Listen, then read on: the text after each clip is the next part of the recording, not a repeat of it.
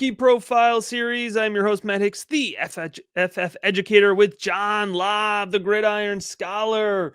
This is the Bryce Young Rookie Profile. John, we waited until post-combine so we can briefly talk about Bryce Young's size and then move past it because we're going to get into the tape. We're going to talk about why he is such a prolific prospect. But John, I will let you do the honors of saying his official, very legitimate, definitely not, packing on pizzas and milkshake measurements here. He came in at 5'10". I think he was like 5'10 and 4/10 A quarter. So I listed him at 5'10". I always round down or up. 204. He did break the 200 mark, and I've made my concerns known, but they've been alleviated a little bit. I'm okay with that now. Let's look at him now from now on as a passer.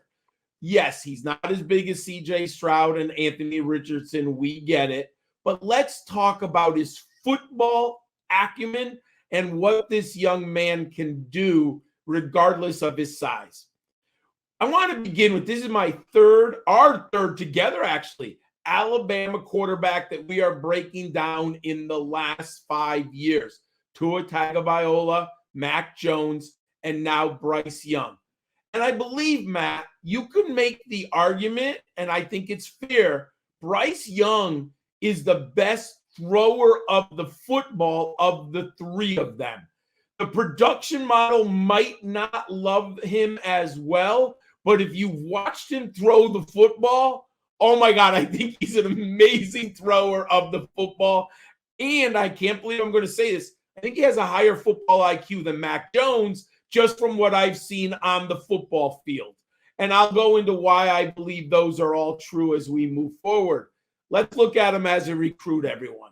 In high school, he was the country's top-ranked dual-threat quarterback and 5-star recruit. He played in the U.S. Army All-American Bowl and was named the offensive MVP in the game. He was a 2-time Max Preps Player of the Year at Mater Del High School in California. So he comes from California, Matt, goes all the way out to Tuscaloosa in Alabama. Sat on the bench behind Mac Jones. I'm not sure. I don't think he was on the team with Tua. I don't think he was a freshman that year. I think he was a freshman the year Mac Jones took over the program. Oh, that's right. He was in a battle with Mac Jones that summer. Could he win it as a freshman? But Mac Jones got the nod. That's right. So he steps on the field in 2021.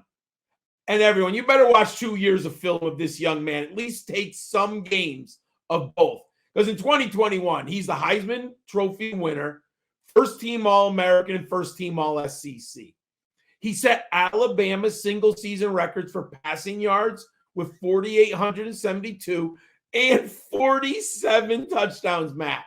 He was the SEC Offensive Player of the Year and the team captain. College Football Player of the Year by the AP and the Sporting News. Named the Davey O'Brien and Maxwell Award winners, nation's top quarterback. Why that's so impressive, Matt? Think about it. When Mac Jones was there, he had Devonta Smith and Jalen Waddle catching passes. Tua had Jerry Jeudy, Devonta Smith, Jalen Waddle. Incredible pass receivers.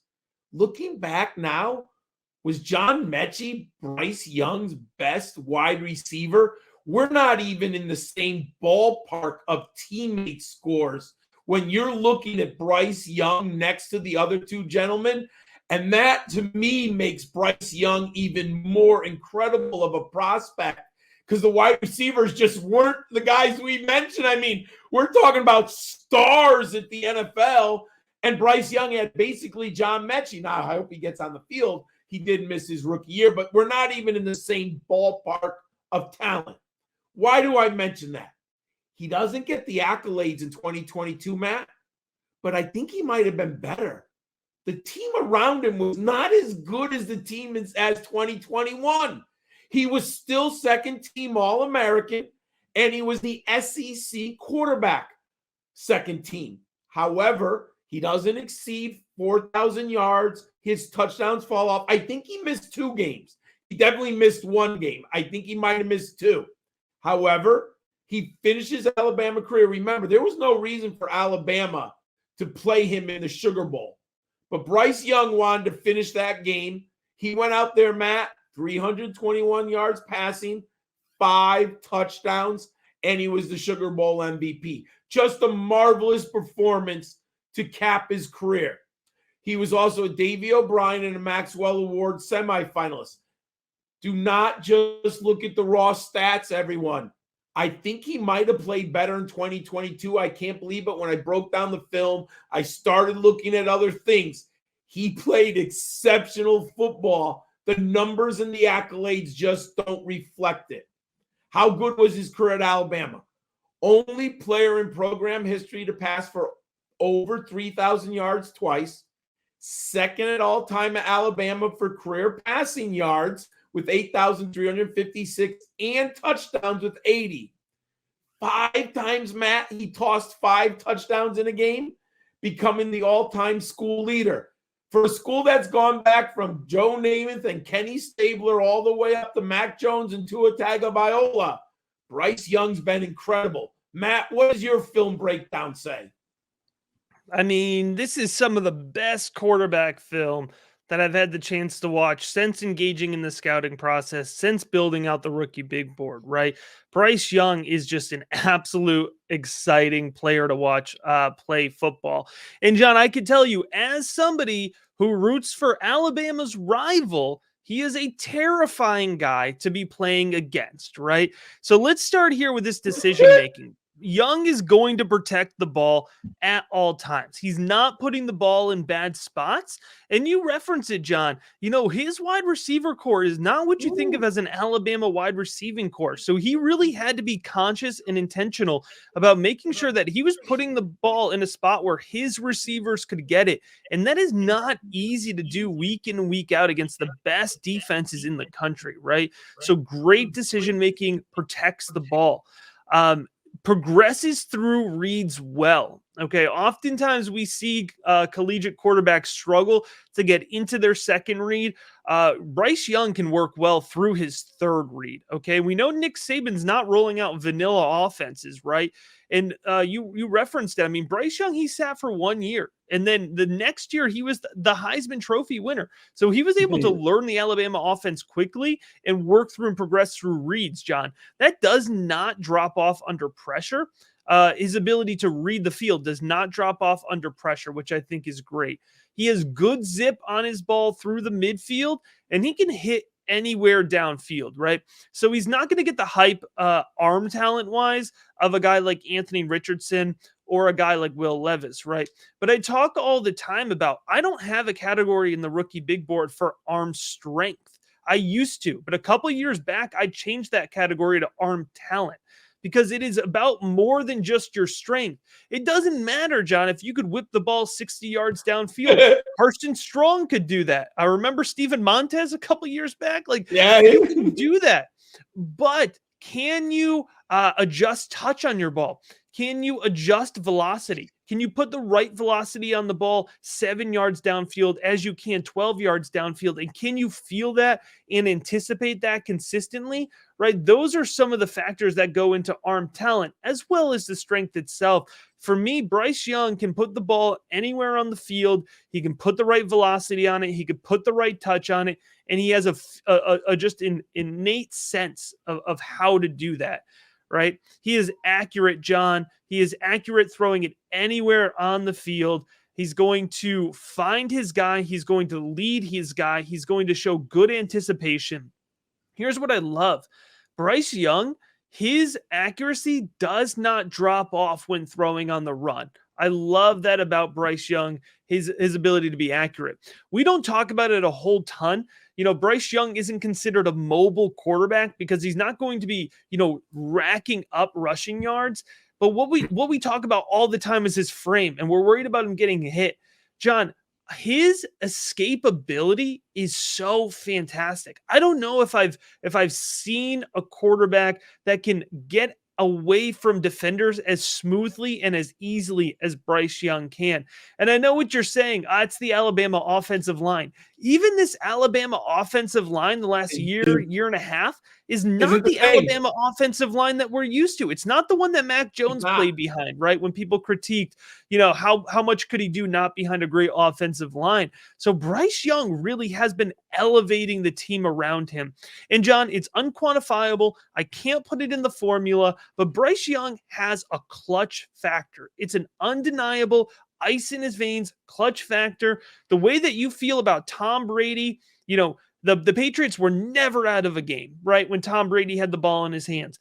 Aaron Rodgers, if you're less than 2 minutes and you knew the Packers only needed 7 points to go downfield and win the game, if you were playing them, you never felt good, right? That's what Bryce Young did to college football. Auburn 2021, right? Remember that game?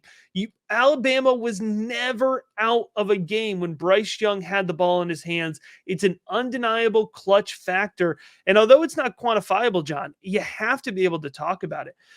We can get into his weaknesses here, but I want to point out that we're nitpicking. We're going under the microscope here. He can improve his feel of the pocket under pressure. There's situations, especially in 2022, where he's hanging in that pocket just a little bit too long.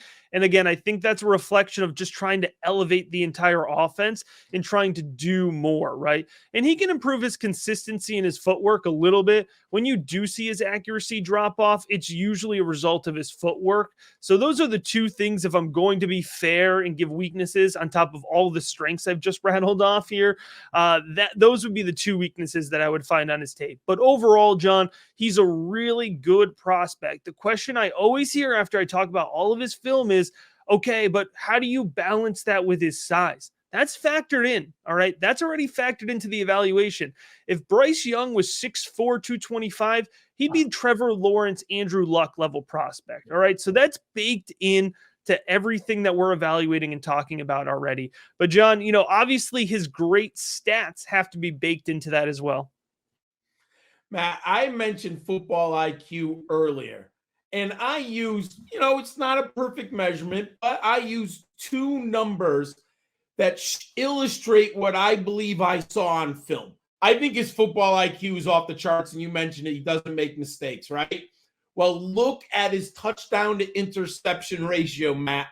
80 career touchdowns, 12 interceptions without a wide receiver who was a first-round draft pick, unlike the other two Alabama prospects. So he's very smart with the football. The passing efficiency, Matt, 165. It's a little lower, but can you imagine if he had Devonta Smith and Jalen Waddle instead of what he's had the last 2 years? That passing efficiency might have been in the Joe Burrow stratosphere. He's very smart with the football.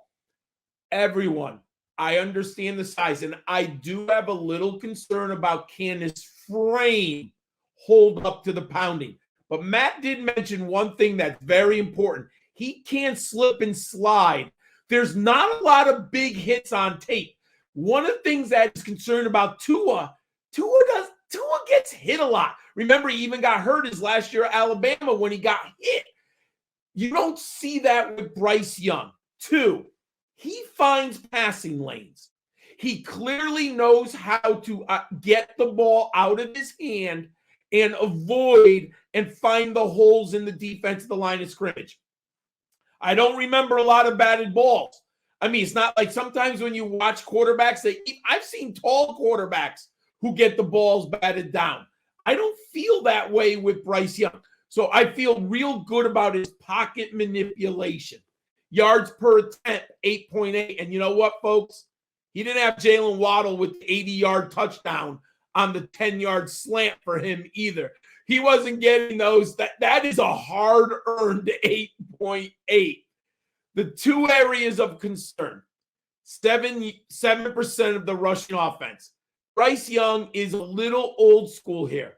I don't know if his upside is 250 yards rushing. That's not his game. But in the right offense, I think he could get 30 touchdown passes and well over 4,500 yards. He is the master of it. 27 games played. I would have liked to have seen 30, but 27's, he's within the margin of error at games played. Matt, I have him at number 2, and nothing changed over this weekend. My ranking has been solid since December. He's my number 2 quarterback prospect. I think if you're a franchise in need of a changing player at the position, he can be your franchise. Do you have to protect him? Yes, but he has everything else you want: leadership skills, football IQ, arm strength. You mentioned it, Matt. I love his intermediate level throwing the football. I think his arm talent between 10 and 20 yards and his accuracy is off the charts arm talent. Yeah, he might not throw that ball like Anthony Richardson 60 yards down the field, but you know what? Give me a 20-yard out. I'll take Bryce Young up against Anthony Richardson almost every day of the week. He's got great arm talent. Matt, what your fantasy footballers know about Bryce Young? Yeah, John, day one early NFL draft projection. That one seems a little easy to project here. He's one of 4 quarterbacks that I expect to go in the top 10 picks, but I think it is still very much up in the air, the order they go in, where they land. But I got to tell you, in terms of draft capital, it's all the same here. Superflex ADP projection 104 or 101 to 104. It's interesting. We're hearing, I'm hearing, folks in the patron Discord start to talk a little bit about, maybe Anthony Richardson's the first quarterback taken. I think either way, Bryce Young lands in that 101 to 104 range. I do have him at an 8.4 rookie big board rating. That's a league winner, which means I think he has the ability to be a QB1, not the QB1, but a QB1 for fantasy football purposes. I'm going to have mid-level exposure here because I'm going to get him where I can. But John, not drafting at the top of all my rookie drafts here.